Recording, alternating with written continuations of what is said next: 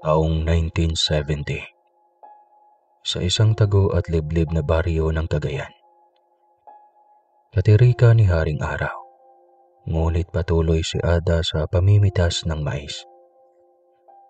Inutusan ng dalaga ng kanyang ina na sumaglit sa kanilang taniman para mayroon silang mapagsaluhan sa tanghalian. Mahirap ang pamumuhay sa bundok. Nakaasa lang ang karamihan sa kanilang mga tanim. Pahirapan ang pagtatanim ng palay dahil hindi angkop ang lokasyon ng lugar. Minabuti ng mga nakatira doon na magtanim ng kamote, kamuting kahoy at mais. Isa ang pamilya ni Ada sa bilang ng mga naghihikahos na pamilya, salat sa pagkain at material na bagay. Pero sa kabila ng kahirapan na kanilang nararanasan, hindi iyon ang naging dahilan para ipagkait sa kanila ang kasiyahan. Nananatili silang matatag at masaya sa kabila ng mga hamon na dumadating sa kanilang buhay. Nay, pinuputakti na naman ng dagang bukid ang ating pananim na mais. Ay naku anak, maging kahati pa natin ang mga daga sa ating pananim na mais. Mabuti pa siguro mamaya pagkatapos ng tanghalian ay pagtulungan natin malinisan ang taniman. Sigurado na mawawala ang mga dagang bukid doon kapag wala nang mataguan. Babalik lang ang mga iyon kapag ating itinaboy, kaya mas maigi maglagay tayo ng bitag. Pupunta ako sa tabing dagat para maghanap ng sira-sirang lambat. Mainam iyon para gamiting panghuli sa dagang bukid.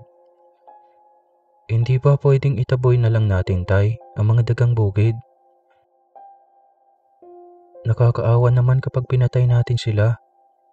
Sigurado na magiging mas kawawa tayong lahat kapag inubos ng mga dagang bukid na iyon ang ating mga pananim. Wala na tayong inaasahan kundi ang mga tanim natin. Tama ang tatay mo, Ada. Sigurado na hindi sila titigil hanggat may natitira sa pananim natin. Kailangan na gumawa tayo ng hakbang bago pa tayo magutom. Sige na anak, asikasuhin mo muna ang pagluluto ng mais dahil siguradong nagugutom na ang mga kapatid mo. Nagmamadali si Ada na maisalang ang inani niyang mais dahil nakakaramdam na rin siya ng paggalam ng kanyang sikmura. Pagkatapos nilang pagsaluhan ang payak na tanghalian, ay agad na nagpaalam si Lito na pupunta sa dalampasigan. Si Nora naman ay bumalik sa likod bahay para balikan ang naiwan niyang trabaho. Ang tatlong kapatid naman ni Ada ay bumaba para ipagpatuloy ang kanilang paglalaro. Naiwan si Ada sa taas ng bahay para iligpit ang kanilang hapagkainan. Si Ada ay katulad ng ibang kababaihan na may matayog na pangarap. Hangad niya ang maiahon ang pamilya sa kahirapan na kanilang kinasasadlakan. Sa kabila ng hirap na kanilang nararanasan, kahit minsan ay hindi sumagi sa kanyang isipan ang sumuko. Bilang panganay ay ipinagkit niya sa kanyang isipan na kailangan niyang magtagumpay sa buhay. Siya ang magsisilbing pundasyon ng kanyang mga kapatid para makapagtapos ng pag-aaral. Iyon ang dahilan kung bakit pinipilit niyang makapag-aral sa kabila ng pamimilit ng kanyang ama na tumigil. Ayon sa kanyang amang si Lito na pwede na siyang bumaba sa bayan para mangimasukan na kasambahay. Subalit na pagtanto ni Ada na hindi sapat ang pagiging kasambahay para matupad ang kanyang pangarap sa sarili at mga kapatid. Ipinilit niyang makapag-aral sa kabila ng hirap na kanyang nararanasan. Tiniis niyang magkaroon ng palto sa paa dahil sa layo ng kailangang lakarin para makapasok lang sa paaralan. Pilit niyang nilalabanan ng gutom dahil sa tubig lamang ang baon niya pagpasok sa paaralan. Pinapasalamatan na lang ni Ada kapag paminsan-minsan ay mabibigyan siya ng pagkain. Hindi lingid sa kaalaman ng kanyang guro at mga kaklase ang katayuan niya sa buhay.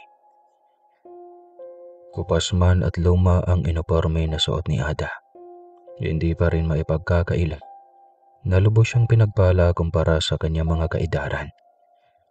Namumukod tangi ang kanyang kagandahan, kaya hindi siya nawawala ng manliligaw. Sa kabila ng atensyon na nakukuha kahit minsan, ay hindi sumagi sa isipan ng dalaga ang pumasok sa isang relasyon. Malinaw sa dalaga ang kanyang hangarin sa buhay. Hindi kasama doon ang pagkakaroon ng nobyo. Simula nang sumibol ang usap-usapan na palaging tinatanggihan ni Ada ang tumatangkang manligaw sa kanya, umiiwas na ang mga binata na bumaling ang kanilang atensyon sa dalaga. Ang alam lang nila, walang patutunguhan ang kanilang nararamdaman sa dalaga, kaya minabuti nilang isang tabi na lamang ito. Tahimik na nakaupo si Ada sa isang punong kahoy sa bakuran ng kanilang paaralan. Ugali na ng dalaga ang piliing mag-isa kaysa sumama sa mga kaibigan. Magiging tampulan lamang siya ng panlalait at panliliit dahil sa antas ng kanilang pamumuhay. Hanggang sa bigla na lamang natanaw niya ang kaibigang si Andoy na tumatakbo papunta sa kanyang kinaroroonan. Anong nangyari, Andoy? Bakit parang nagmamadali ka sa pagtakbo?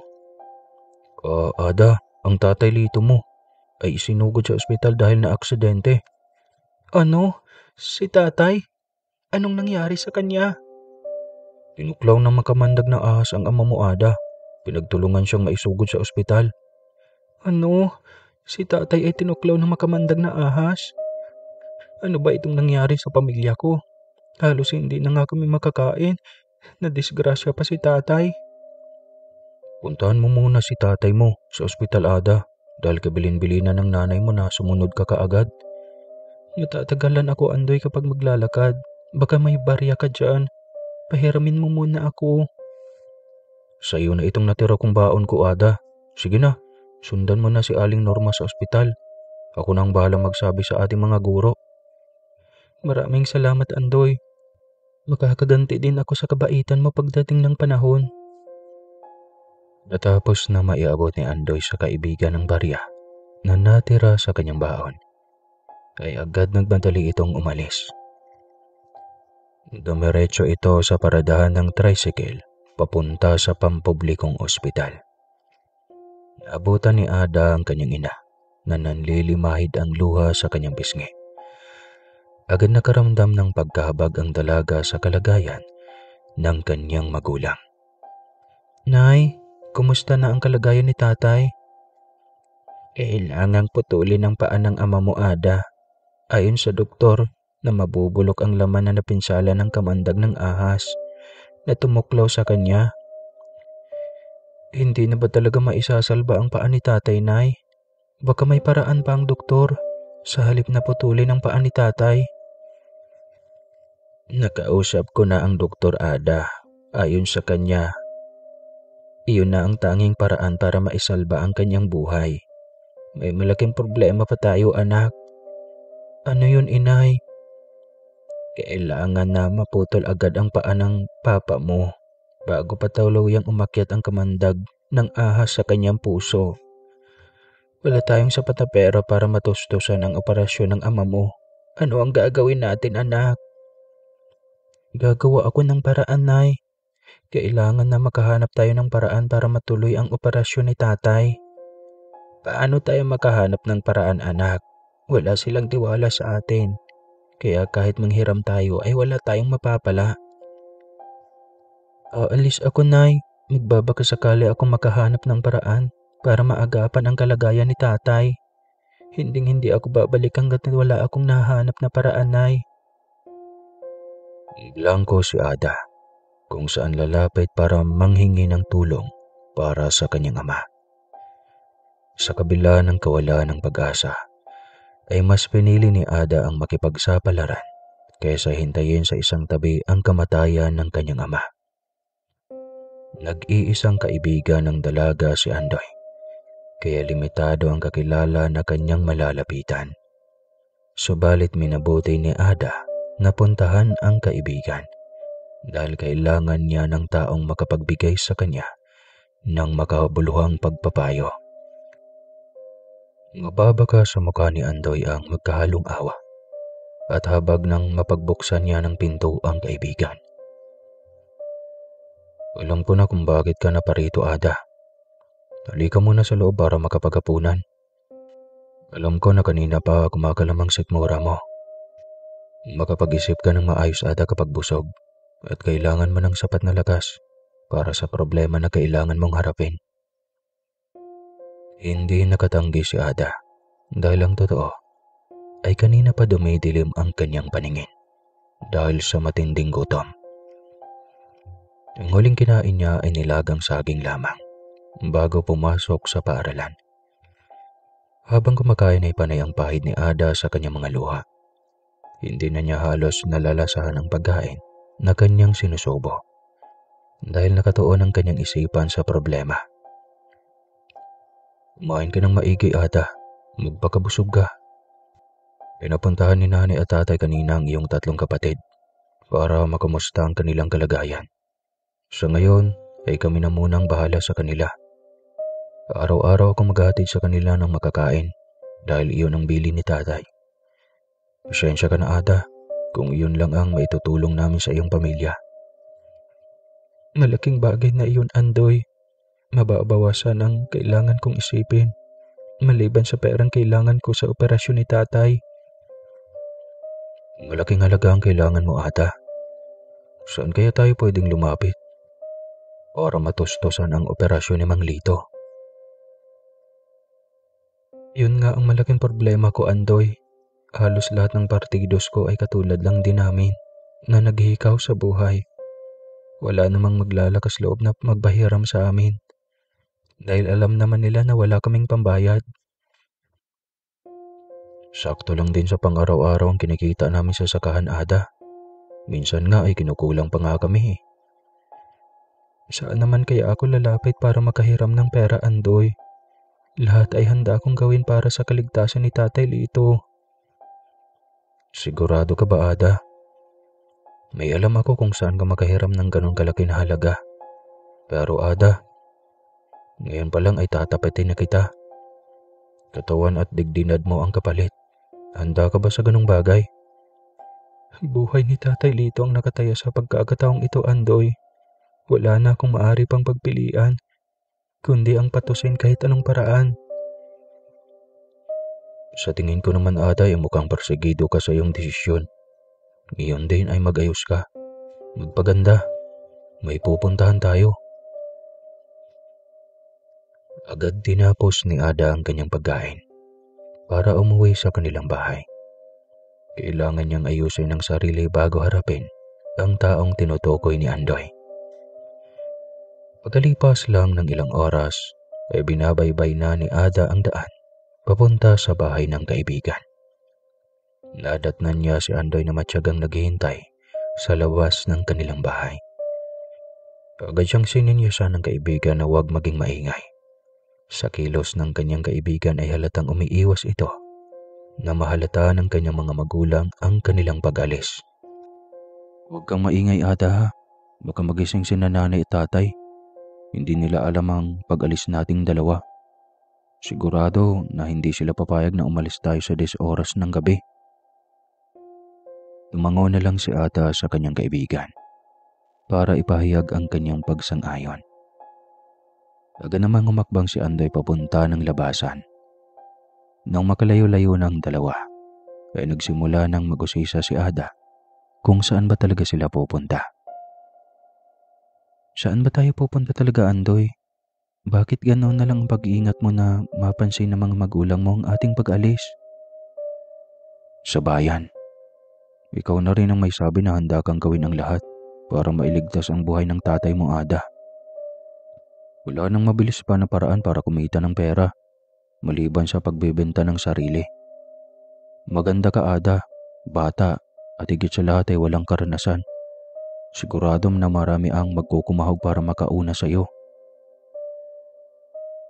Ang hirap maging mahirap, Andoy, no? Sana hindi na lang ako ipinanganak sa mundong ito. Naging kargo ko pa ang aking mga magulang. Tahan na, Ada. Alam ko kung gaano kahirap ang desisyong ito sa buhay mo. Pasensya ka na kung ako mismo ang nag-udyok sa'yo para gawin ang ganitong bagay. Pwede ka naman umatras eh. Hindi, hindi ako atras. Hindi na baling pandirihan ako ang aking sarili kaysa habang buhay akong uusigin ng aking konsyensya. Sumakay ng tricycle ang magkaibigan para magpahatid sa bayan. Sa tricycle pa lang ay kabado na si Ada dahil sa buong buhay niya ay kahit minsan na hindi sumagi sa kanyang isipan, nahantong siya sa ganong kalagayan. Ramdam na ramdam ni Andoy ang tensyon na pilit nilalabanan ng kanyang kaibigan. Sigurado ka na ba talaga, Ada, na itutuloy mo ito? Hindi pa huli ang lahat. Pwede ka pang umatras. Wala na akong pwedeng pagpilian pa, Andoy. Sigurado na mawawala sa amin si tatay kapag hindi ko itinuloy ito. Ayaw ko lang, Ada, na ako ang sisihin mo pagdating ng araw. Ako ang naging daan para matuklasan mo ang ganitong kalakaran. Hindi, Andoy. Sa katunayan ay nakatulong ka pa nga sa akin eh. Tumigil ang tricycle sa isang bahay aliwan sa bayan. Sa labas pa lang ay nagkalat na ang mga babae na nag-aalok ng panandaliang aliw. Nakikita na ni Ada ang sarili na maging isa sa kanila simula ng gabing iyon. Pagpasok pa lang ni Andoy, ay agad siyang sinalubong ng isang bruskong lalaki. Halata na magkakilala ang dalawa dahil agad itong bumulong kay Andoy. Sininyasan silang dalawa ng lalaki na sumunod sa kanya. Agad naman silang makbang papasok sa loob ng bahay aliwan. Dinala sila ng bruskong lalaki sa taas kung saan ay mayroong munting sala. Sinabihan silang dalawa na hintayin doon ang tinatawag niya na mamo. Agad namang tumango si Andoy. Agad umalis ang lalaki para puntahan ang tinutukoy niya na si mamo. Makalipas ang ilang minuto ay lumabas ang isang may kabataang bakla na may kasamang poging lalaki. Ikaw ba ang gustong pumasok? Nahihiyang tumango si Ada sa harap ni mamo. Tumayo ka nga, iha. Pakita mo nga sa akin ang iyong balat. Baka may nakakahawa ka na sakit na itinatago dyan. Agad tumayo si Ada para itaas ang pantalon na kanyang suot. Sumilay ang malapad ng ngiti sa bakla nang makita niyang kabuuan ng dalaga. Primera klase ka, ining. Sigurado na pag-aagawan ka ng mga parokyano ko dito. May karanasan ka na ba sa bimbangan?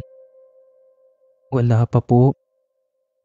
Napailing na lang si mamo nang marinig niya iyon, buhat sa dalaga. Hindi na bago sa kanyang ganoong tagpo, kaya alam niya na may matinding pangangailangan ang dalaga. Ganon mismo ang nangyari kaya humantong ang mga ito sa kanyang bahay aliwan. Alam ko na, kailangan mo ng malaking pera kaya nagdesisyon ka pumasok sa aking negosyo, iha. Bueno, hindi naman makakaila na maganda ka. Ay magandang hubog ang katawan at higit sa lahat ay birhen. Patas ako, iha, ha. Pagdating sa negosyo, may presyo bawat babae na pumapasok sa akin. Malaki ang presyo na maaring ipataw ko sa iyo, iha. Ang tanong ko lang sa iyo, buo na ba ang puso at isipan mo na pasukin ang mundong ito? Wala na po akong pagpipilian. Ito na lang po ang naiisip kong paraan para mailigtas ang buhay ng aking ama. Agad nag-utos si mamo sa kanyang tauhan na kunin ang kanyang lagayan ng pera. Kumuha si mamo ng isang bugkos ng pera at agad inaabot kay Ada. Ano nga palang pangalan mo, iha? Ada po. Ako po si Ada. Tawagin mo na lang ako Ada na mamo.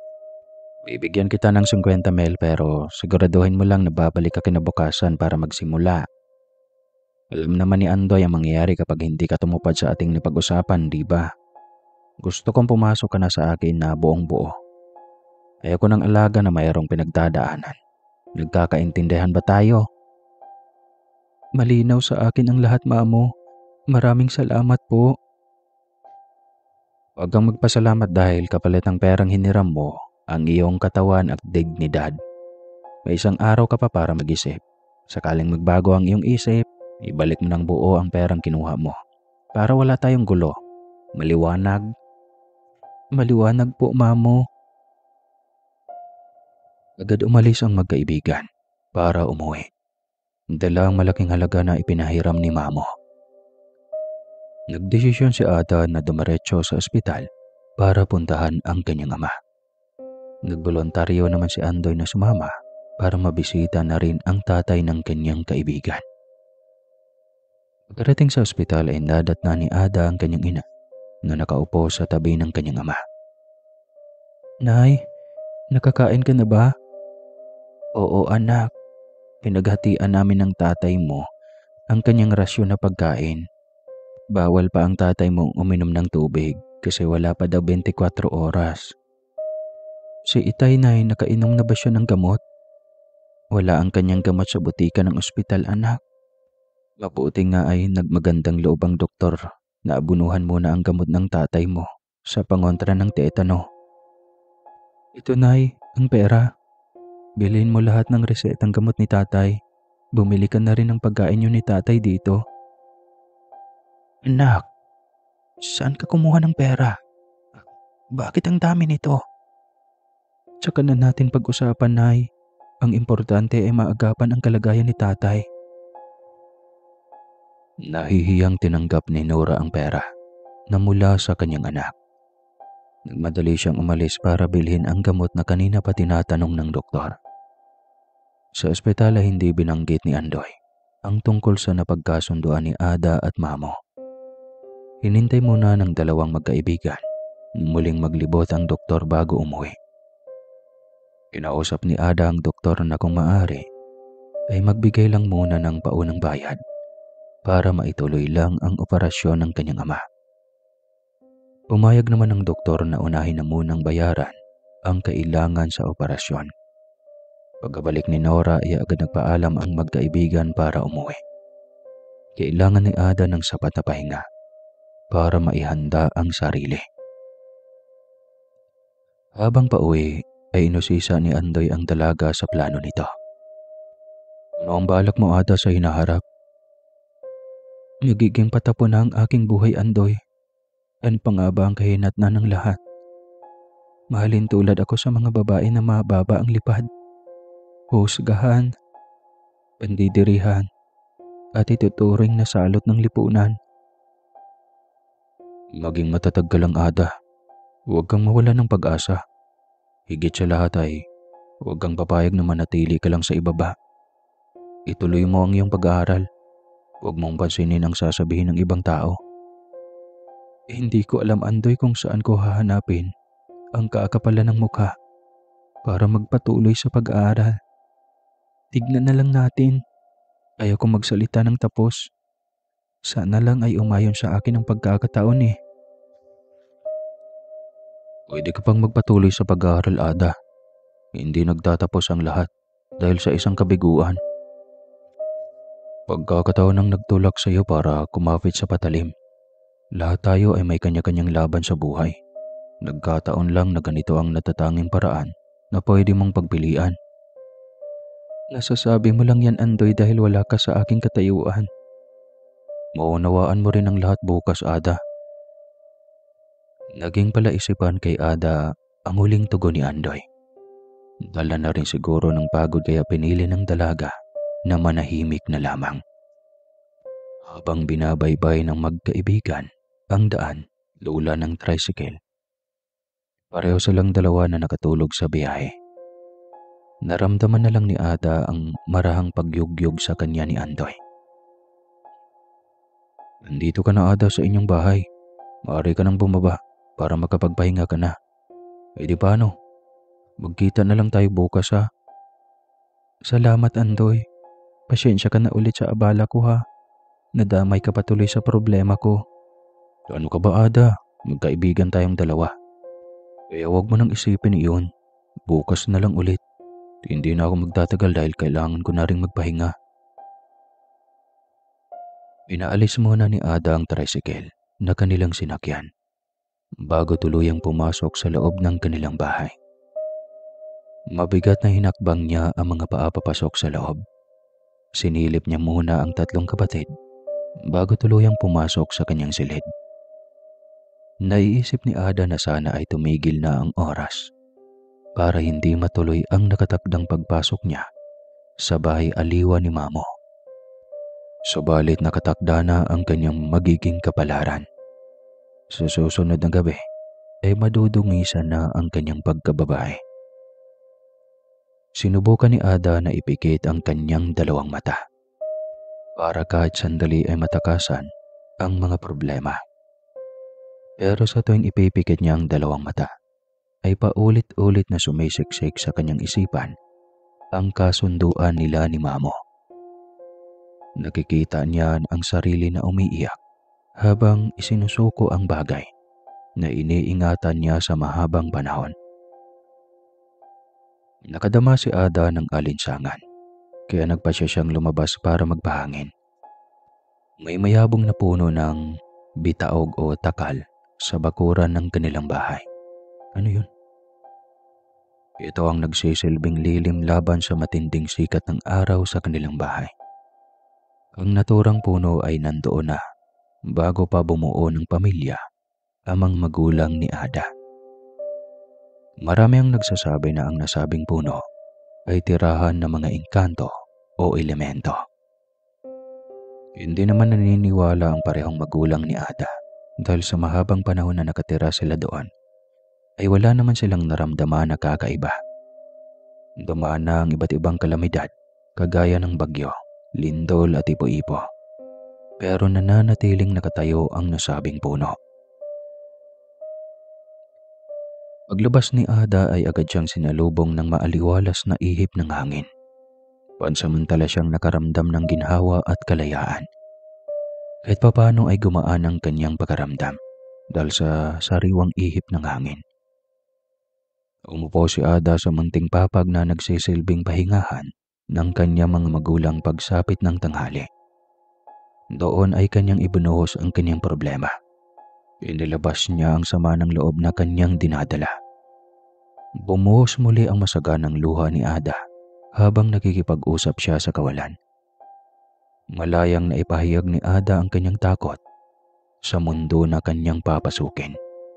Kampante si Ada na walang makakarinig sa kanya dahil 10 oras na ng madaling araw iyon. Sa isang panig ng kaibayong mundo ay may isang prinsipe na tinaguri ang sakit ng ulo. Si Prinsipe Arqueo, na hango ang pangalan sa mahika at kapangyarihan. Kilala ang prinsipe sa kaharian na pinamumunuan ng kanyang ama na si Haring Arkion dahil ito ang kanyang nakatakdang tagapagmana.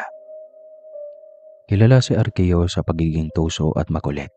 Kalimitan ay ginagawa niyang katatawanan ang mga engkantong nakakababa sa kanya.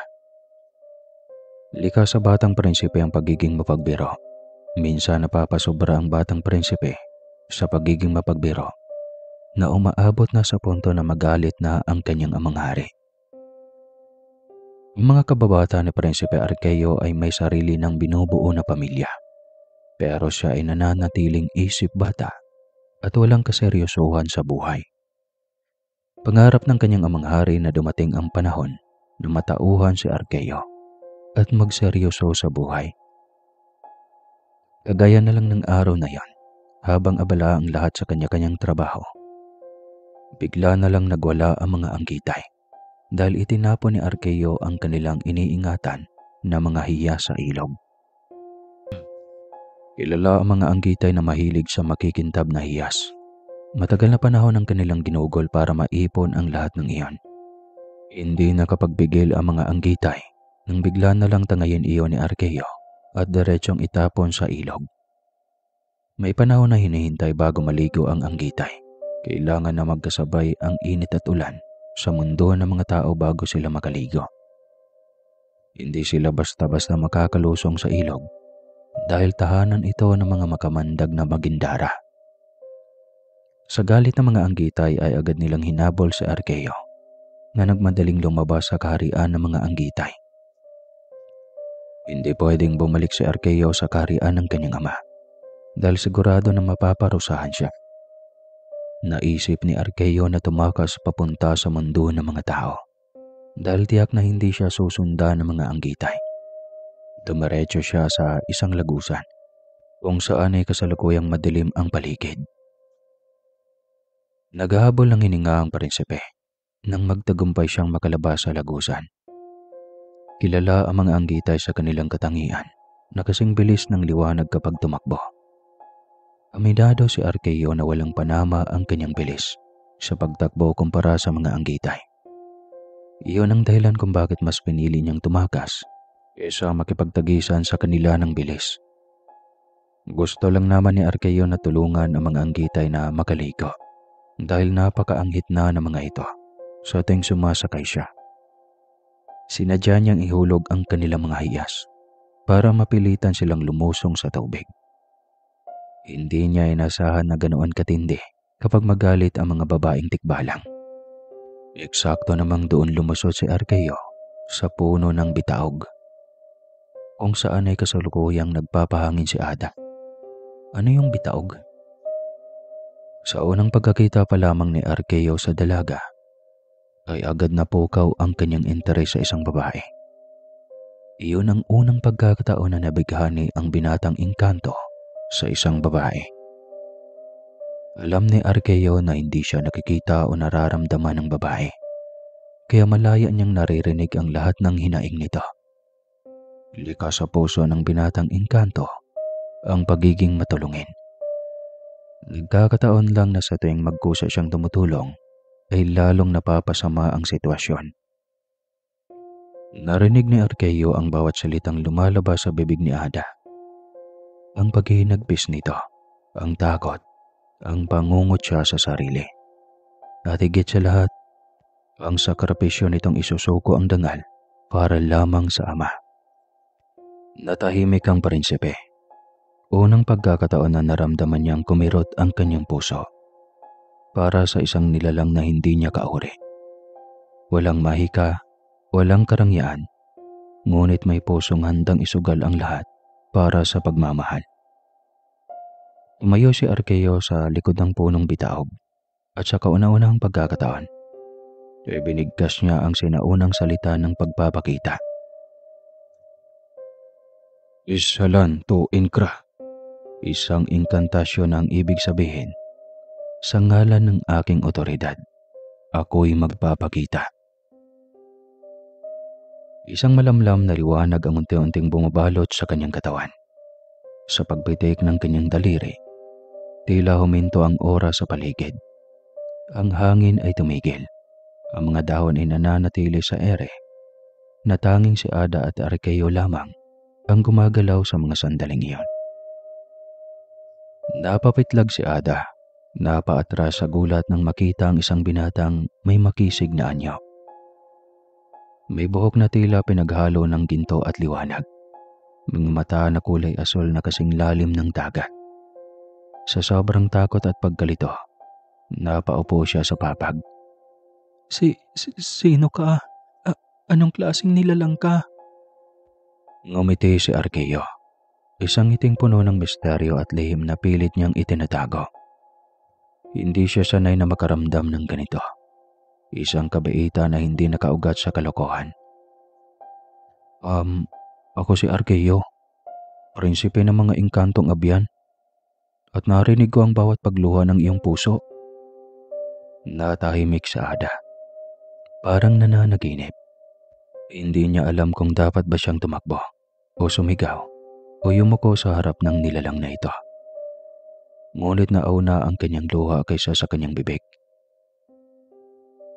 Kung totoo man ang sinasabi mo, prinsipe ng mga engkanto, pakitulungan lang po ako, kahit kapalit ay ako na mismo. Naglaho ang matamis ng ngiti ni Argeo. Nilapitan niya si Ada para hawakan at halikan ang mga kamay ng dalaga. Hindi mo kailangang ibigay ang iyong sarili. Isang mortal na marunong magmahal ng ganito Hindi ka dapat dungisan. Hayaan mo ba akong tumulong sa halip? Napatingin si Ada sa mga mata ng engkanto. Sa kauna-unahang pagkakataon sa kanyang buhay, ay nakakita siya ng pag-asa na walang halong kondisyon. Ngunit hindi alam ni Ada na ang pagtanggap ng tulong mula sa isang engkantong abyan ay may kapalit na hindi niya kayang bayaran. Dahil sa kaharian ng mga engkanto ay hindi umiiral ang sistema ng kapalit. Lahat ay may bisa. Lahat ay may bisa ng sumpa. Mahika at kapangyarihan ang umiiral at umuhusga sa bawat kasunduan na kinasasangkutan ng sino mang engkanto. Tumahimik ang paligid na parang kinulong sa isang selyado na mahika ang mundo ni Ada at Arkeyo. Walang ibang tunog kundi ang tibok ng puso nilang parehong nababalot ng damdaming hindi pa nila maintindihan at lubos na maunawaan. Sa bawat tulong na ibinibigay ng aming lahi ay kapalaran ng nagtatakda ng kabayaran. Hindi ako ang magpapasya, Ada. Ngunit handa akong pangalagaan ka hanggang sa dulo ng bisa ng tulong na ito o anumang kaakibat na kabayaran. Tulong na walang kapalit? Ayoko. Mas gugustuhin ko masaktan kaysa maniwala sa pag-asang magdudulot lang ng pagkabigo. Walang kasiguraduhan, baka ang tulong na ibibigay mo ay siya pa ang lalong magpapahirap sa pamilya ko. May pag-aalangan sa boses ng dalaga. Ngunit ang kanyang mga mata ay puno ng lungkot at pagod. Marahil iyon na ang huling natitira sa kanyang lakas. Tinignan siya ni Arkeyo at sa kanyang mga mata ay tila may liwanag ng pag-asa na dumudungaw mula doon.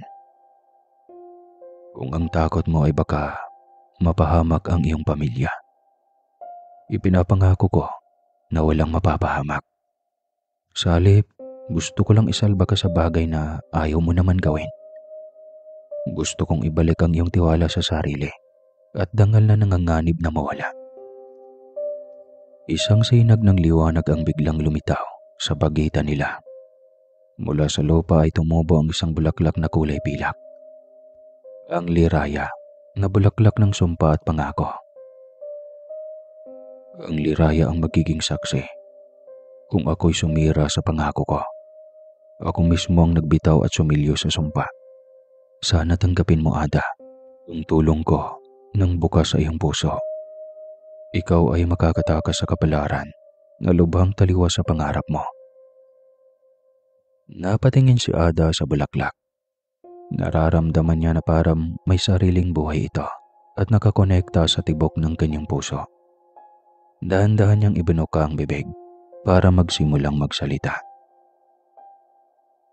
Kung ito ang tanging paraan para makaiwas ako sa tuluyang pagkasira ng aking buhay, tatanggapin ko, hindi para sa sarili ko, kundi para sa buo kong pamilya.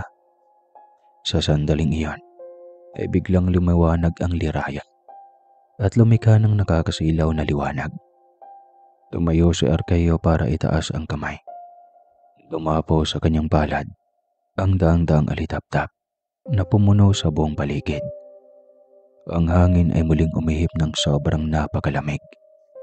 Palatandaan na ang kasunduan sa pagitan nila ni Ada ay selyado na ng batas na umiiral sa mundo ng mga engkanto. Ngunit sa di kalayuan ay isang matang nanlilisik ang lihim na nagmamasid. Isang engkantada na hindi sang-ayon sa pakikialam ni Arkeyo sa mundo ng mga tao. Bumulong ang engkantada ng isang dasal para malinaw na maitala ang tagpo sa pagitan ni Arkeyo at Ada. Hindi matatapos sa kabutihan ang pagkakasangkot mo sa isang mortal, Arkeyo. Isang sumpa ang isisilang mula sa pag-ibig na kahit kailan hindi kinikilala ng ating mundo. Saad ng engkantada na halatang hindi sang-ayon sa nangyayari. Tanggapin mo, Ada, ang gintong nakasilid sa supot na ito. Malaking halaga ang kapalit ng mga gintong hiyas. Sigurado ako na mababayaran mo ang halaga na nakuha mo. Gamitin mo ang perang matitira para maipagamot ang ama mo. Bago ko tanggapin ang ginto na ibibigay mo, maaari ko bang malaman ang dahilan kung bakit ganito na lang katindi ang pagnanais mo na makawala ako sa pagkautang kay mamo? Tsaka ko nasagutin ang tanong mo, Ada. Kailangan ko nang makabalik sa aming mundo dahil sigurado ako na hinahanap na ako ni ama. Paalis na si Argeo pabalik sa lagusan na kanyang nadaanan nang biglang maalala ni Ada na hindi pa niya naitanong ang pangalan ng lalaking engkanto. Sandali! Napatigil si Argeo sa paghakbang nang marinig niya ang malumanay na tinig ni Ada. May kahilingan ka pa ba, Ada? Gusto ko lang magpasalamat at itanong kung ano ang pangalan mo. Napangiti si Argeo na kanyang napagtanto na may interes ang babaeng mortal na malaman ang kanyang pangalan. Malingaw-ngaw sa pandinig ni Ada ang boses na nagsasabing, Argeo. Argeo pala ang pangalan ng poging engkantong iyon. Aaminin ni Ada na punong-puno siya ng pag-alinlangan, takot at katanungan. Sa maikling oras na nagdaan ay napakaraming pangyayari at revelasyon ang kanyang nasaksihan. Sa kabila ng lahat ay nagpapasalamat pa rin ang dalaga dahil dumating si Argeo para iligtas siya mula sa maduming kalakaran.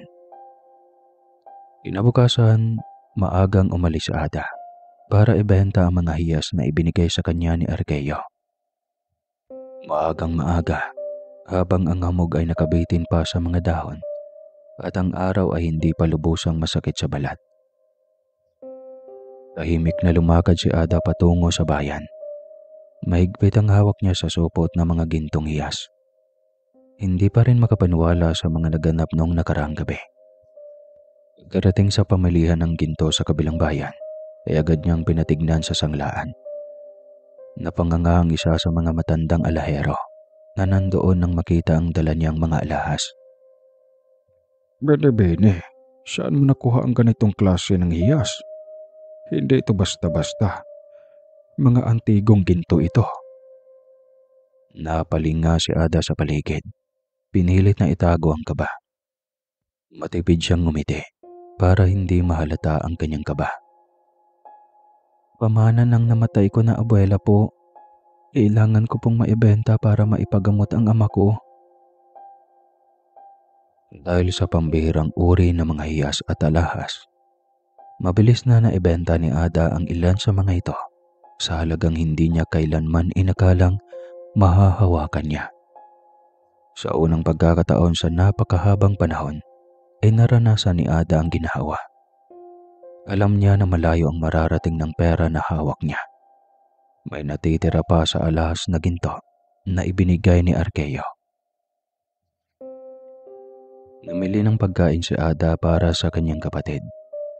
Dumiretso ang dalaga sa ospital para bayaran ang natitirang balanse sa operasyon ng kanyang ama. Nay, ito ang pera.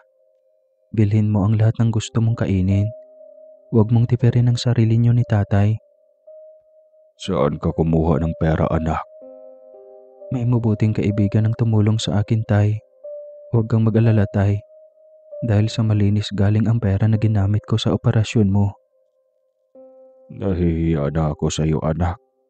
Ikaw ang sumalo ng responsibilidad sa buong pamilya natin. Magpagaling ka na, tay. Ang importante ay malampasan natin ang pagsubok na ito.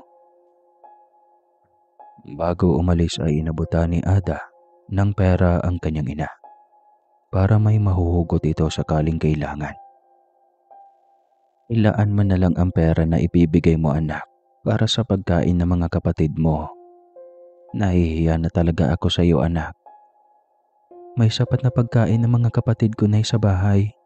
Huwag kang mag-alala sa kanila. Maraming salamat, anak, dahil hindi mo kami sinukuan.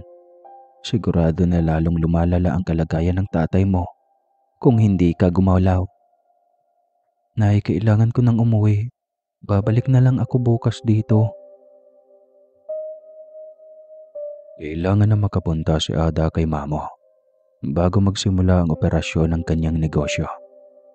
Naisipan ni Ada na dumaan na lang doon bago umuwi.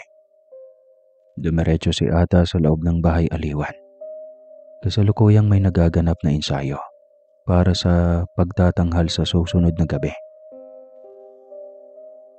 Naniga si Ada sa kanyang kinatatayuan nang makita niya si Andoy na kasalukuyang nakasuot ng kakarampot na saplot.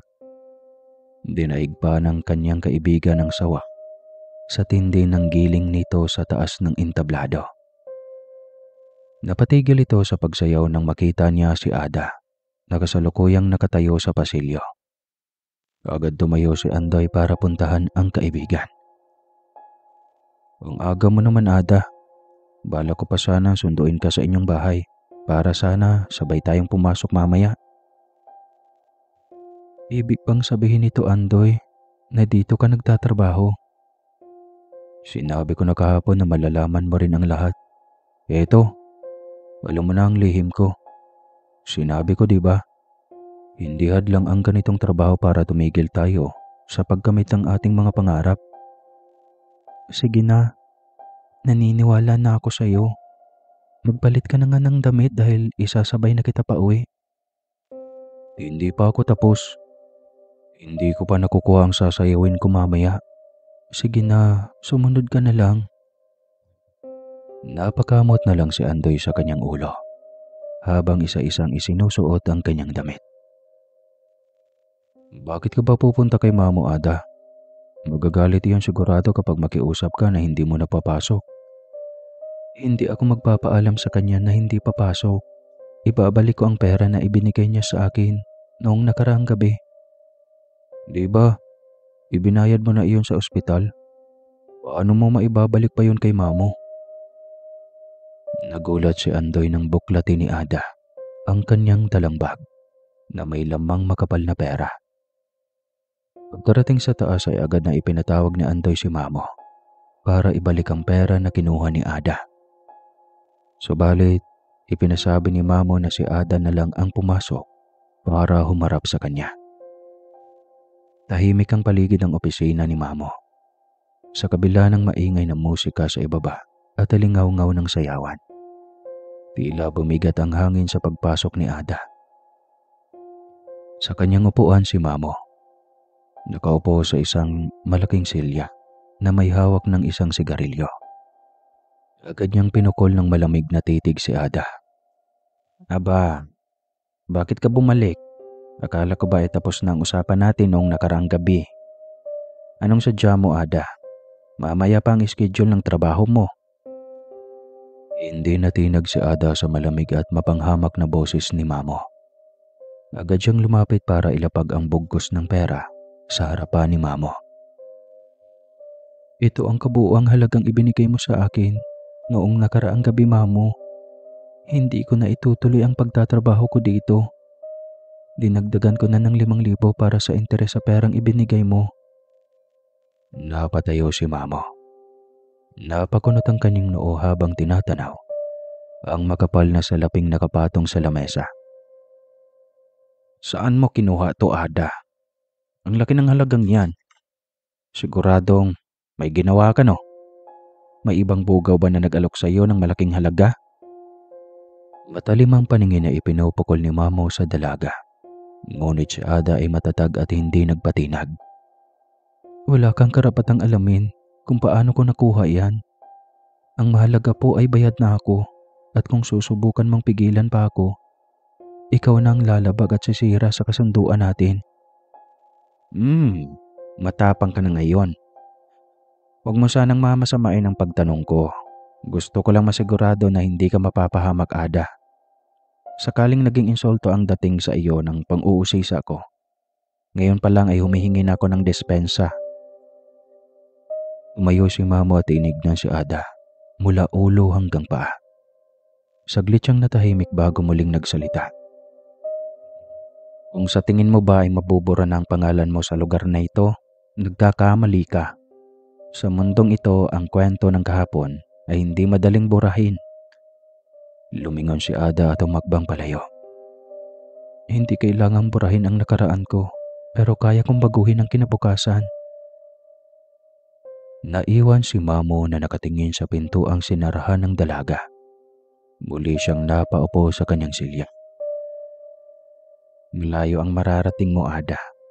Sa kauli-hulihang pagkakataon, ay nagawa mo pa ring isalba ang iyong sarili. Samantala sa labas ng bahay aliwan, ay matyagang hinihintay ni Andoy si Ada. Anong sabi ni Mamo? Wala na siyang magagawa, malaya na ako. Nagampanan ko na ang aking responsibilidad na nakapaloob sa aming kasunduan. Ngunit sa di kalayuan, ay may isang nilalang na biglang lumitaw. Palihim na nagmamatsyag si Argeo. Nakamasid sa buong pangyayari at matyagang nakasubaybay kay Ada. Ang tapang mo, Ada. Ngunit sa aming batas, ay hindi sapat ang lakas ng loob. Kailangan mong tanggapin ang kapalit ng tulong na ibinigay ko. Ilang araw na ang nakalipas mula nang tuluyang mailigtas ni Ada ang sarili mula sa kasunduan nila ni Mamo. Sa panahong iyon, ay hindi niya pwedeng kalimutan ang taong palaging naging sandigan niya na si Andoy. Sa kabila ng biyaya na tinatamasa ni Ada, si Andoy naman ay nananatiling bihag ng kahirapan at pangarap na di maaabot. Andoy, tanggapin mo to. Hindi lang to para sa tuluyang paglaya mo mula sa pagkapit sa patalim, kundi para na rin sa kinabukasan mo. Yan ang puhunan mo para makapagsimula. Gamitin mo yan para makapagpatayo ka ng pangarap mo na negosyo at ipagpapatuloy mo ang iyong pag-aaral. Ada, hindi ko matanggap to. Ikaw nga halos mawala na, tapos ako pang tutulungan mo. Ako dapat ang tumutulong sa'yo. Huwag mo nang tanggihan ang tulong ko, Andoy. Alam ko ang kabutihan dyan sa puso mo. Wala tayong ibang aasahan kundi ang isa't isa. Kung sa akin dumating ang pagkakataong makawala, gusto ko ikaw naman ang susunod. Tumahimik si Andoy. Tinignan niya ang matalik na kaibigan. Hindi natakot ang nararamdaman niyang sa dalaga, kundi isang babaeng buo na ang loob. Salamat, Ada. Hindi lang dahil sa pera na tulong mo, kundi dahil naniwala ka para sa akin. Kahit ako mismo ay halos sumuko na eh. Sa isang kondisyon lang ha. Ano yun? Kapag nakapagpatayo ka ng maliit mong karinderya sa bayan, ako ang unang customer. Aba, syempre. Alam na alam mo talaga kaagad kung ano ang plano ko, no? Syempre, kaya nga naging magkaibigan tayo. Dahil pareho tayo ng tanging pangarap, makakain ng masasarap na pagkain. Dati sinabi mo sa akin na kung may sapat ka lang na pera, magpapatayo ka ng kainan para palagi tayong busog. Matutupad na ngayon ang pangarap mo, Andoy. Hindi mo na kailangang gumiling sa entablado at apakan ng iyong pagkatao ng paulit-ulit. Habang naglalakad si Ada, pauwi sa kanilang bahay, unti-unting nararamdaman niya ang humihigpit na yakap ng malamig na hangin sa paligid. Hindi niya namamalaya na sa bawat hakbang niya ay may mga matang nakamasid at nakasubaybay sa kanyang bawat galaw. Hindi lamang sa kanyang sarili, kundi sa kapalaran ng dalawang mundong matagal nang magkahiwalay. Sa ibabaw ng punong bitaog ay dahang-dahang bumaba si Argeo. Ang liwanag sa kanyang katawan ay nakakasilaw. Isa sa katangian ng engkantong abyan ang pagkakaroon ng malasot lang kulay ng balat. Ang pagsindi ng nakakasilaw na kulay ng kanilang balat ay tanda ng mabigat o mahirap na pinagdadaanan. Sakaling ako lang ang masusunod, ay hahayaan ko lang maging malaya si Ada. Ngunit bilang prinsipe ng engkantong abyan, obligasyon kong sumunod sa batas na umiiral sa mundo ng mga engkanto. Sa kaharian ng mga engkanto ay may kasunduan na hindi basta-basta baliwalain. Ang kahit anong biyaya na ibinabahagi mula sa kanilang mundo patungo sa mundo ng mga mortal ay may kaukulang bisa. bisa ng isang sumpa o bisa ng pag-ibig na depende sa intensyon ng nagbibigay. Maya-maya pa isang liwanag ang lumitaw sa harapan ni Argeo.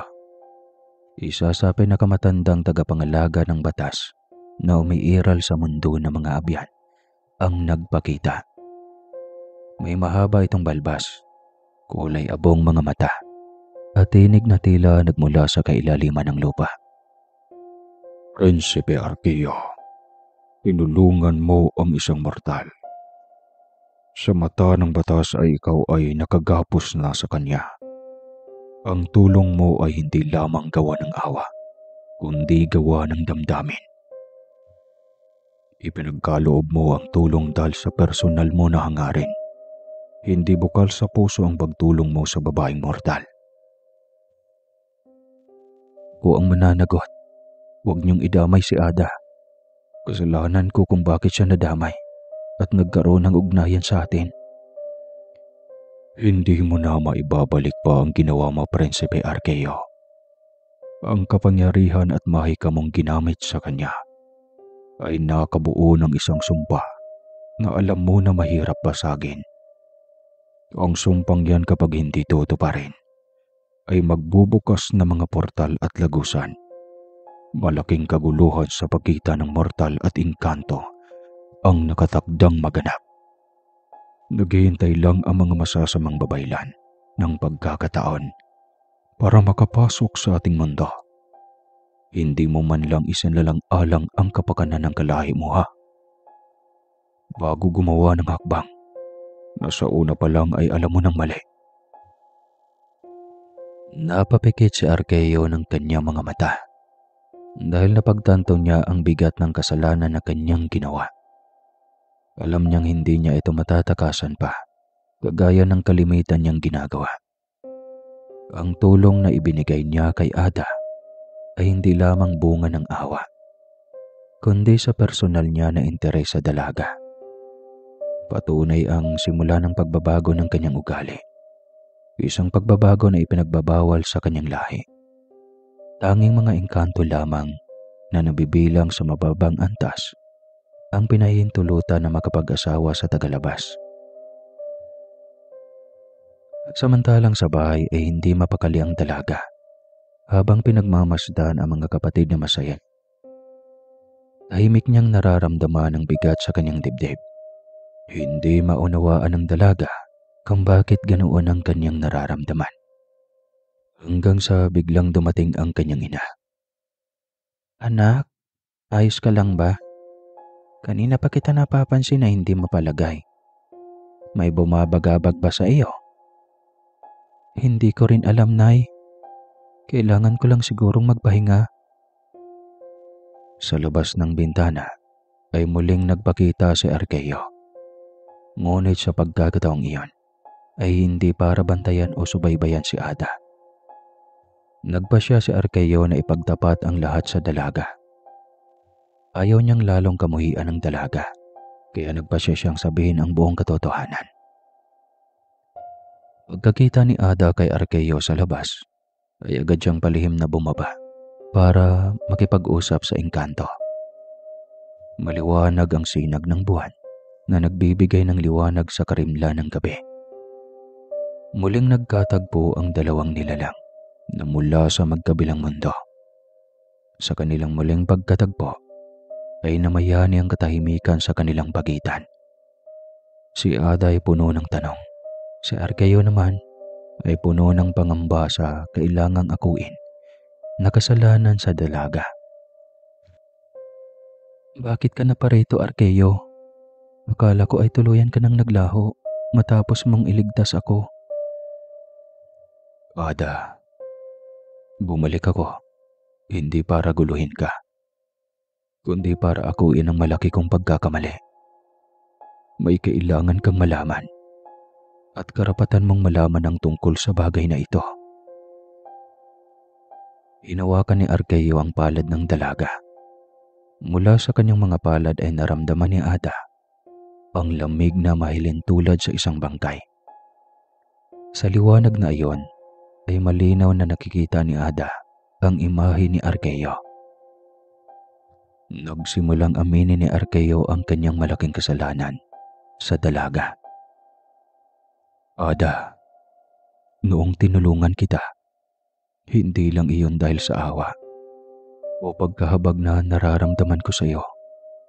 May damdamin akong nabuo sa unang pagkakita ko pa lang sa iyo. Isang damdamin na labis ipinagbabawal sa aming lahi at kaharian dahil sa kapangyarihan at mahika na ginamit ko. Isang sinaunang sumpa ang nabuo sa pagitan natin. Sumpa? Anong ibig mong sabihin? Anong klaseng sumpa? Ang sumpa na kapag nagkaloob kami ng tulong ay kaakibat ang isang kabayaran sa bagay na labis naming ninanais na mula sa nilalang na iyon. Hanggat hindi natutupad ang kapalit ng mga bagay na ibinigay ko, ay patuloy na iiral ang sumpa. Ang silyo sa pagitan ng ating mundo ay unti-unting hihina at masisira. Magsisimulang bumukas ang mga lagusan sa pagitan ng mortal at engkanto. Kapag iyon ang nangyari, ay maaaring magdulot iyon ng malawakang digmaan sa pagitan ng mga mortal at naming mga engkanto. Tumulo ang luha ni Ada nang marinig niya ang ipinagtatapat ni Arkeyo. Hindi niya sukat akalain na ang biyaya na kanyang tinamasa ay may kalakip na panganib na maaaring ikapahamak ng iba. Kung ganoon, ano ang dapat kong gawin? Paano ko mababayaran ang tulong na ibinigay mo? Kung alam ko lang, Ada, na pag-ibig ang nagtulak sa akin para gawin ang bagay na iyon. Alam ko na mali pero yun lamang paraan upang mawala ang sumpa. Ayaw kitang pilitin na magpakasal sa akin, Ada. Ayaw kong magpakasal ka lang sa akin sa ilalim ng takot at utang na loob. Ang pangarap ko ay sa tunay na pag-ibig na puno ng pag-uunawaan at pagmamahal. Ngunit sa mundong kinalakihan ko, Ada, ay pinagbabawal ang ganitong pag-iibigan. Ito ay itinuturing na kasalanan sa kagaya ko na nabibilang sa mataas na katayuan. Natahimik si Ada at tinimbang ang mga pangyayari. Ngunit sa kanyang puso ay unti-unting sumisibol ang damdamin na kusang kumikilala kay Arkeyo. Kung kinaya kong harapin si Mamo, naniniwala ako na kaya ko ring harapin ang sumpa. Hindi ko man lubos na maintindihan ang mundo ninyo, pero naniniwala ako sa kabutihan ng hangarin mo, Arkeyo. Tulungan mo akong maintindihan ang lubusan ng inyong mundo. Gabayan mo ako sa daan na kailangan kong tahakin para lubos kong maunawaan ang iyong mundo. Ngumisi si Arkeyo sa mga salita na kanyang narinig. Sa unang pagkakataon ay may liwanag na mababaka sa kanyang mata. Sumilay ang pag-asa dahil sa kapatawaran na ipinagkaloob ni Ada sa kanya. Kung ganon, ay maganda ka, Ada. Iharap kita sa aking ama, sakaling magtagumpay tayong dalawa. Hindi lang ang buhay ng ating kanya-kanyang pamilya ang maililigtas, kundi ang buhay na umiiral sa dalawang mundo. Tinulungan mo ako noon, Arkeyo, para makaiwas na malugmok sa maruming kalakaran. Panahon na para suklian ko ang kabutihan mo na ipinagkaloob mo sa akin. Bigyan mo lang ako ng ilang araw para may saayos ko lahat bago ko iwan ang aking pamilya. Total, napagkalooban ko na rin lang ng tulong ang iyong pamilya, Ada. Itotodo ko ng biyaya na ibigay ko sa buong pamilya mo. Pinapangako ko na kahit mawala ka man sa kanila ng mahabang panahon, hindi sila maghihirap. Patuloy silang makakatanggap ng biyaya. Ipinatong ni Arkeyo ang kanyang kamay sa balikat ni Ada.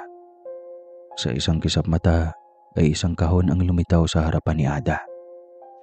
Sa pamamagitan ng mga ginto na kanyang ibinigay, ay matitiyak ni Arkeyo ang kaginawaan ng buong pamilya ni Ada habang siya ay wala. Sa pagsisimula ng ating paglalakbay, kailangang itaga mo sa iyong puso, Ada, na ang daan patungo sa kaharian ng mga engkanto ay puno ng mga pagsubok.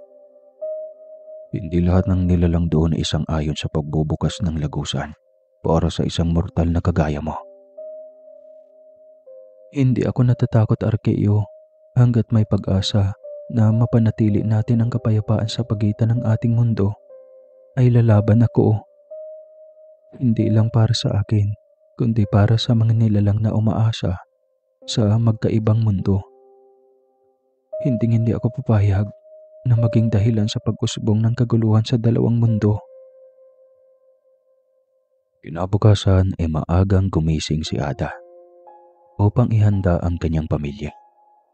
Niyakap niya ng mahigpit ang kanyang ina at mga kapatid. Ang kanyang mga mata ay bakas ang determinasyon na hindi nila kailanman nakita. Anak, para saan ba talaga ang lakad mong ito? Bakit parang isang paalam ang yakap mo? Nay, may tungkulin akong kailangang gampanan. Huwag kayong mag-alala, may nagbabantay po sa inyo. Sa tamang panahon ay babalik po ako. Ingatan niyo lang at pagsikapan na mapalago ang perang maiiwan ko. Nakipagkita muna si Ada sa kanyang matalik na kaibigang si Andoy bago umalis para sumama kay Arkeo. Ipinagtapat niya sa kaibigan ang buong katotohanan kung paano siya nagkaroon ng maraming pera. Sa una ay nagdadalawang isip si Andoy na paniwalaan ang sinabi ng kanyang kaibigan.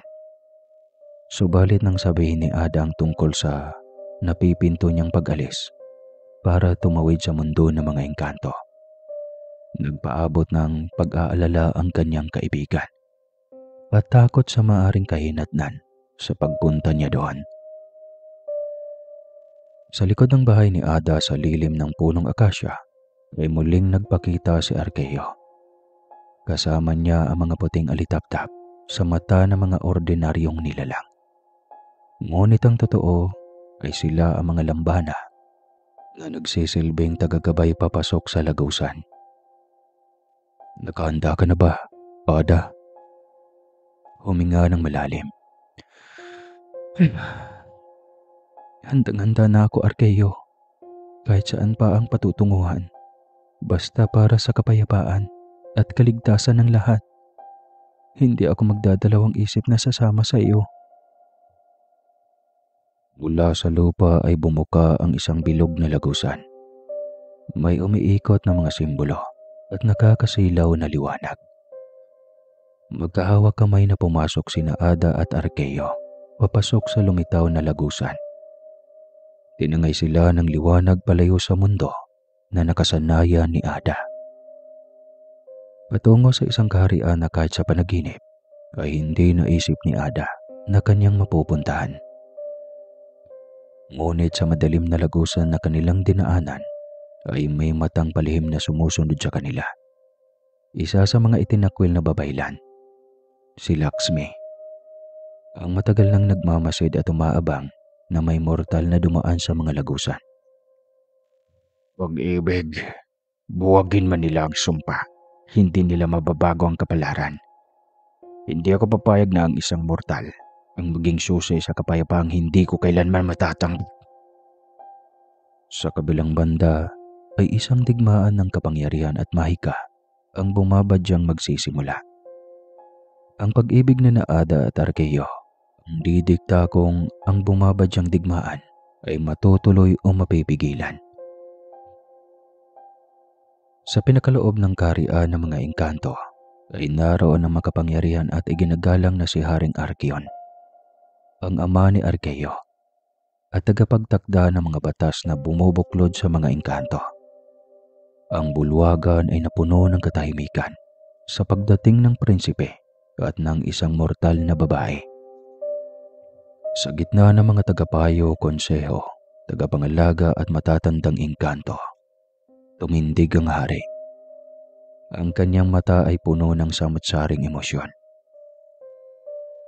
Prinsipe Arkeo, ang aking anak at tagapagmana ng trono. Ibinababa ko sa araw na ito ang formal na paglilitis sa iyong kasalanan. Isang sagradong kautusan na pinanindigan ng ating lahi sa loob ng 1000 taon Walang sino man ang maaring makaiwas o maging libre na saklawin ang ating batas. Ano man ang katayuan mo sa ating mundo, kapag may inilalabag ka na batas, ikaw ay tatanggap ng karampatang kaparusahan. Umindig si Argeo at taas noo siyang humarap sa kanyang kalahi. May bigat sa kanyang puso pero kailangan niyang panindigan ang kasalanang ginawa. Hawak pa rin niya ang kamay ni Ada at sa mata niya ay mababakas ang pag-asa. Ama, inaamin ko ang aking kasalanan. Ngunit hindi ko ito ginawa para sa kapahamakan ng ating lahi. Ginawa ko ito dahil sa pag-ibig. Isa siyang mortal, oo. Ngunit may pusong mas dalisay kumpara sa nakakarami. Hindi ko pinagsisihan na nagdesisyon akong tulungan si Ada. Parusahan niyo man ako ngayon, pero patuloy kong paninindigan na hindi mali ang aking ginawa. Isang mortal na piniling tulungan ng isang prinsipe, isang kahangalan. Ang mismong tulong mo ang nagbukas ng posibilidad ng isang digmaan. Ito ay maging isang daan para malaya tayong pasukin ang mga masasamang babaylan dito sa ating mundo. Ngayon, igigiit mo Prinsipe Arqueo na hindi mali ang iyong ginawa. Prinsipe Arqueo, hindi ka isang pangkaraniwang engkanto. Dugong bughaw ang dumadaloy sa iyong ugat. Ikaw ang tagapagmana ng hari. Ikaw ang batas sa hinaharap. Ngunit ngayong pinili mong ibaba ang iyong sarili para sa isang mortal. Itinatakwil mo ang trono. Lumuluha ngunit lumapit ng buong tapang si Ada. Mahal na hari, kung ako ang sanhi ng kapahamakang ito, ako na lamang po ang parusahan mo. Huwag na po si Arqueo. Hindi siya sakim. Tinulungan niya ako dahil alam niyang walang tutulong sa isang kagaya kong nawalan na ng pag-asa. Napatingin ang hari kay Ada. Sa loob ng kanyang malamig na paninging ipinupukol sa dalaga ay may kaunting pag-aalinlangan. Noon lamang siya nakatagpo ng isang mortal na hindi takot humarap sa kanya. Bagkus ay humarap ng may tapang para sa isang engkanto. Ada, isang mortal. Hindi mo alam ang sinasabi mo. Ang tulong na tinanggap mo ay may bisa ng sinaunang sumpa. Hindi ito mabubura sa simpleng kapatawaran. Ang batas ay batas. Ako narito, Ama. Ako ang lumabag sa batas. Ako ang dapat na managot. Handa akong isuko ang aking katayuan, alang-alang sa katahimikan nating lahat. Handa akong ibigay iyon. Ipatapon ninyo ako sa kailaliman ng lupa. Alisan ninyo ako ng karapatan ko sa trono. Ngunit ang kahilingan ko ay hayaan niyong mabuhay si Ada. Umugong ang bulungan sa bulwagan ng hari. Maging ang mga tagapayo ay nagulat sa desisyong ito ni Arqueo. Ngunit bago pa makapagpasya ang hari, isang tinig mula sa itaas ng kastilyo ang umaalingaw-ngaw sa bulwagan ng hari. Huminto! Mula sa itaas ng hagdan na paibaba sa bulwagan ay bumaba ang isang babae na nakasuot ng magarang damit. Isa sa pinakamatandang engkantada na si Linawin, tagapagdala ng buong pangyayari mula sa pagkalalang ng dalawang mundo. Bitbit niya ang aklat ng panahon ng nagsisilbing gabay sa hinaharap. Haring Arqueon, bago ka humatol, pagkatandaan mong hindi lahat ng labag sa batas ay kasalanan. Minsan ito ay paalala na may pagbabagong dapat yakapin. Sa tala ng aklat ng panahon, ang mga sanggano na mortal at engkanto ay nagiging daan para sumibol ang digmaan. Hindi ito wakas, kundi simula. Natahimik ang buong bulwagan. Tumitig si Arqueon sa matandang engkanto. Bago siya magsalita ay muling lumingon sa kanyang anak. Kung ganito ang naging kaganapan sa dumaang panahon, ipagkakaloob ko ang huling pagsubok. Hindi kita huhusgahan ngayon, Arqueo. Ngunit ikaw at ang mortal na ito ay kailangang tumaan sa pagsubok ng dalawang mundo. Sakaling mapapatunayan ninyo ang lakas ng inyong puso at layunin, ay palalayain ko kayo mula sa sumpa. Hahayaan ko kayong dalawa na sundin ang tinitubok ng inyong mga puso. Ngunit kung hindi, hindi lang ikaw ang mawawala sa akin, kundi pati ang trono na pinangangalagaan ng ating mga ninuno sa mahabang panahon. Dahil sa desisyon ni Haring Arkeon, ang mga engkanto ay hati sa pagtanggap ng hatol. Tumindig ang mga matandang engkanto mula sa kanilang pagkakaupo. Sa muling pagkabigkas ng pangalan ni Lakshmi, ay muling nanumbalik ang galit ng matatandang engkanto. Isa si Lakshmi sa pinakamatandang babaylan, isang tagapanglinlang ng diwa at kinakatakutan sa parehong mundo ng mortal at mga engkanto. Si Lakshmi ang babaylan na umanib sa kadiliman. Minsan siyang naging bahagi ng ating kaharian, ngunit dahil sa kanyang kasakiman, ay itinakwil siya ng mga engkanto. Ngayon ay namumuhay siya na puno ng inggit, kasakiman at kasamaan. Dahil sa kaitiman ng kanyang budi, ay hindi niya matatagpuan ang katahimikan. Ada at Arkeyo, ito ang huling hatol. Bago ninyo tuluyang makamit ang kalayaang magmahal, kailangan niyong maituwid ang ugali ni Lakshmi. Hindi sa pamamagitan ng espada o anumang mahika. Kailangan ng babuksan ang kanyang puso para manumbalik sa panig ng kabutihan. Kapag ang isang pusong naligaw ay naibalik sa liwanag, isang signos para baguhin ang pamamalakad at umiiral na bata sa mundo ng mga engkanto. Handa ako, Ama. Hindi dahil nais kong masunod ang aking nararamdaman, kundi dahil naniniwala ako na likas ang kabutihan sa bawat nilalang. Ako ay isinilang bilang isang mortal na walang mahikaot kahit isang kapangyarihan. Naniniwala pa rin ako na ang puso ng isang tao, kahit gaano pa kadilim, ay kayang tumanggap ng liwanag. Ako ay sasama kay Arkeyo. Haharapin namin si Lakshmi ng magkasama. Sa gitna ng bulwagan ay bumukas ang isang sinaunang lagusan. Pinapangalagaan ng mga bantay ng sinanay para doon. Sinimulan ni na Arkeyo at Ada ang kanilang paglalakbay sa pagitan ng dalawang mundo.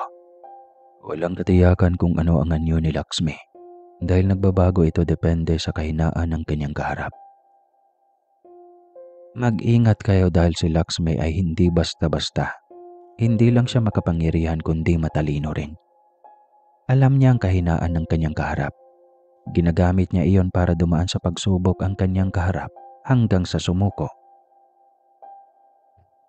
Sa unang hakbang pa lang nila sa lagusan, agad nag-iba ang bugso ng hangin na kanilang nalalanghap. Sa pagitan ng dalawang mundo na iyon ay walang prinsipe o mortal.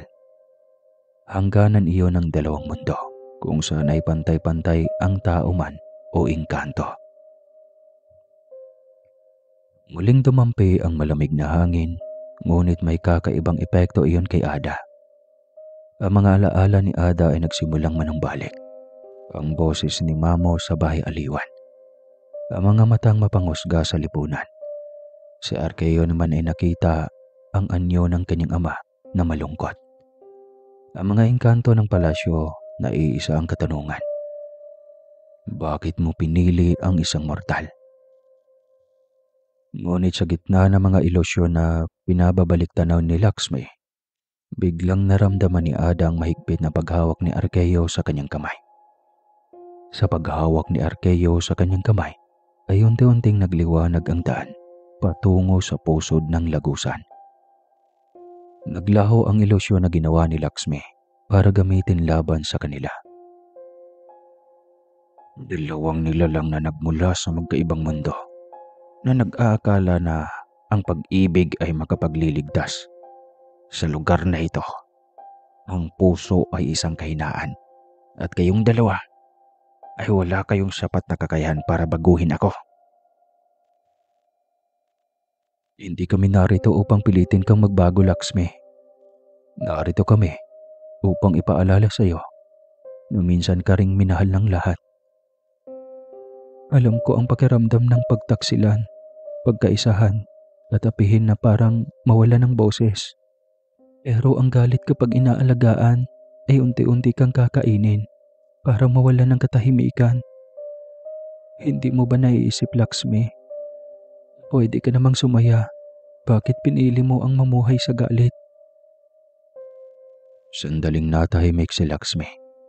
Sa unang pagkakataon ay nakarinig si Laksmi ng salita na walang paghamak at panghusga. Lumapit si Ada kay Laksmi para iabot ang kanyang kamay. Kung kaya naming mahalin ang isa't isa sa kabila ng aming pagkakaiba, ay makakaya mo rin patawarin, Laksmi, ang mga taong nanakit sa iyo. Hindi ka namin kaaway, Laksmi. Isa kang paalala na kung gaano kahalaga ang piliing magmahal kaysa magdusa.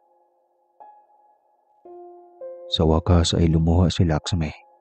Ang kanyang anyo ay bumalik sa dati niyang wangis. Isang magandang babaylan na minsan ay minahal ng mga mortal at engkanto. Nabasag ang kasunduan at nagsara ang mga lagusan. Sa pagyakap ni Ada kay Laksmi, ay tuluyang lumambot ang puso ng babaylan na naligaw ang landas. Sa bulwagan ng kaharian ay isang malaking pagdiriwang ang naganap. Ang pag-iisang dibdib sa pagitan ni Arkeyo at Ada. Ako ang tinaguri ang boses ng mga batas na umiiral at ngayong araw na ito, kayo ang nagturo sa akin ng totoong katuturan ng mga batas.